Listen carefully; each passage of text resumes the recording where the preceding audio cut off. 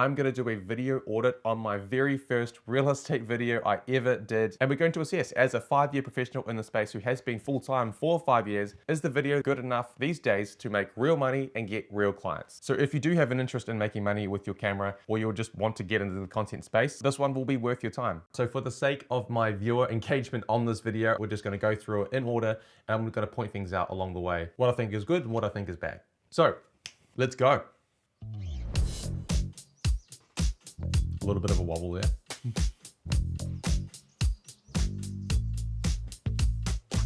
That's not a bad start to a video. I do have a little bit of a gripe with my opening shot being a little bit shaky on a drone, which is very uncommon, which means that I'm just being horrific on the sticks. You can see there's like this wave going on. Again, it just looks a little bit amateur. The next shot here, I like what I'm doing with the whole trying to get the foreground going, but the thing that is just not quite right is that the foreground is in focus. This would look so much better if the leaves were really blurred out and it was just focusing on the house, because at the moment with everything in focus, it feels like the leaves are getting in the way of the whole shot. But overall, the intro was really good. This shot here, some nice leading lines with the trees and the cobblestones into the deck to the main door. Like, that's a really cool shot. Good on me, old Josh. Nice straight pushes.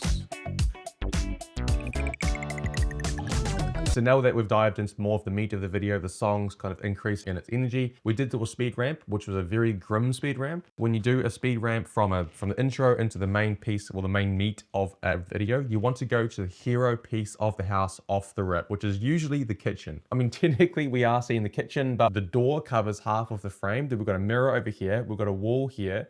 Another wall here. You can see the dining table here, a little bit of the kitchen. So there's a lot going on. From a videographer's point of view, it's not very flattering, and it certainly isn't going to be impressing anyone. But the first two shots of the straight pushes and the side pushes shows the kitchen really well. Nice shots, a little bit shaky, but it was all good. In terms of the colors, it's a little bit cold and it's a little bit soft. Knowing me, I probably had the ISO cranked up way too high and it smudged the image up. But for the untrained eye, this is not a bad shot at all.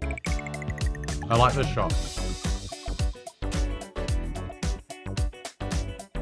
Oh, if you wanted a composition 101 masterclass on what not to do for your composition, this would be the shot to do. What do we got here? It looks like we're literally standing on the couch.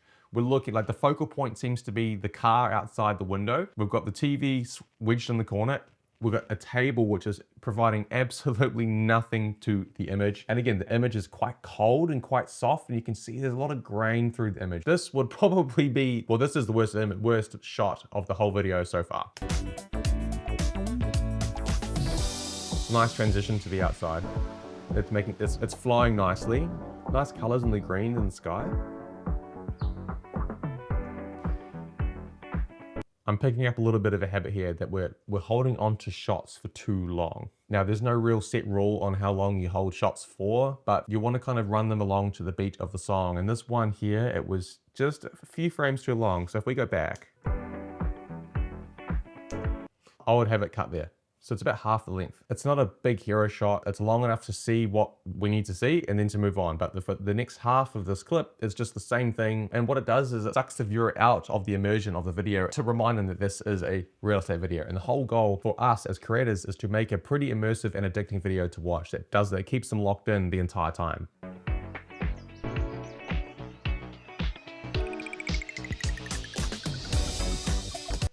Oh yeah, so I like the transition, but what we're doing wrong here is we're transitioning to a fucking hallway. Not ideal, and it's cold, you can see it's all soft, it just looks grim. What I typically do is when I transition from the outside to the inside is I want to go to the next hero shot of the house. So if we form the whole idea of the flow of real estate, we want to go from like the best things first to the worst, or sorry, just the least entertaining or the less memorable. So from going from the outside to inside, we don't want to be showing a hallway when the music's just changed its energy. We want to go to the best thing that we can provide, which is going to be the master bedroom and the ensuite. Yeah. So this would have been much better if this was like the first thing that we went to and not the hallway shot. But to be fair though, if we go back, we don't really know that this is a master room yet. So I would probably cut the clip further up so that we can get further into the room. Almost like, I mean, this is obviously two separate clips here, but if we just had this kind of shot here, this would have been a better shot straight into it after being on the outside.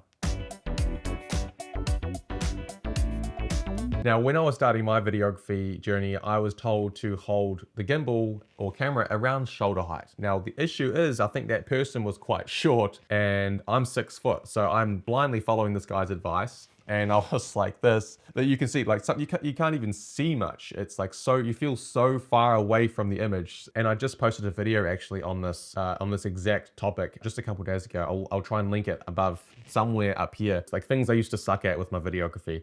And this was one of them. And so to fix this shot, it's literally adjust your height to the objects of the room. So if the bench is this low, I'm coming down lower to fill more of the frame up with the stuff that matters and not so much of this dead space with this wall.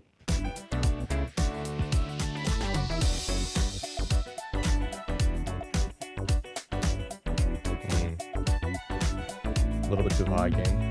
That's a pretty grim shot. If this is what you're cooking up for your tight shots and your detail shots, don't do them, because this just looks amateur as shit. Like, we're not really sure what we're looking at. It feels like we should be looking at the bathroom sink. That's just all white. Like, are we meant to be looking at the door handles? Are we meant to be looking at the tap? Like, it's all a little bit unflattering. If I was to do this video again, I just wouldn't include this shot.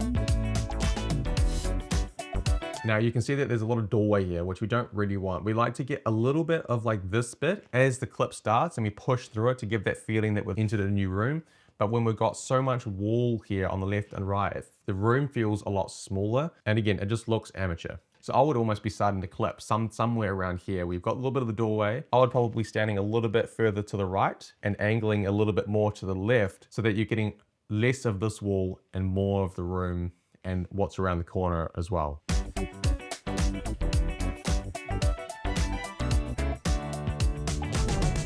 OG logo as well for the business.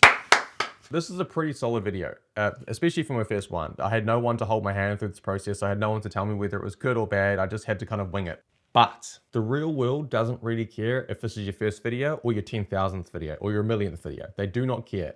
All they care about is the video good enough for the real world? So if we swing it back to the start of this video, the whole idea was to give this video an audit and see if this is good enough for the real world to charge real world money for. If this is what I was doing, if this was my level that I was at today, and I had someone giving me advice on whether or not I should approach clients with this video, I would tell them to not. Now that is contrary to a lot of belief out there that you've just got to get out there and post your stuff, get going as quick as you can. But for me, in my perspective, you can wait a couple of months to monetize yourself. My view is that once you hit the market with a product and you start promoting yourself with a product, the better that product is, the easier it's going to be to make sales, to get clients, and to charge higher prices. If you come into the market with a pretty average video like this, it isn't very polished, it's quite amateur, you're capping yourself from a reputation standpoint of how good you are. And really that ultimately means it dictates how much you're going to be able to charge for that kind of video. So instead of hitting the market with something like this, I would say keep doing free work, keep getting runs on the board, learning the gimbal walk, learning composition, learning how to color grade, learning how to expose the image correctly, learning how to cut the song, learning how to pick a good song. Like, there are so many things to look at. I don't mean that you have to wait a whole year practicing for free until you're perfect, because that's absolutely not the case. But when you're thinking long term, 1 or 2 months of extra study isn't going to slow you down in the long term. So that's my advice to old me from 5 years ago, is go back to the drawing board for a couple of months, just dial things in just a little bit more, and then come into the market with a really good product that you're proud of, that is better than most of the competition. And that's the key. Gonna make your life a lot easier. Now, obviously this is a video that I did 5 years ago, but if you have a video that you want someone professional to look at, that can give you some professional advice or just some insight, some unbiased insight, send it through to me. I would love to give you some feedback on the video, what's good, what's bad, what you can action item to improve. And in return, you'll be happy for me to upload the video to my channel to help other beginner creators just get into the groove of what to look for in a good video and a bad video. I'll see you in the next video.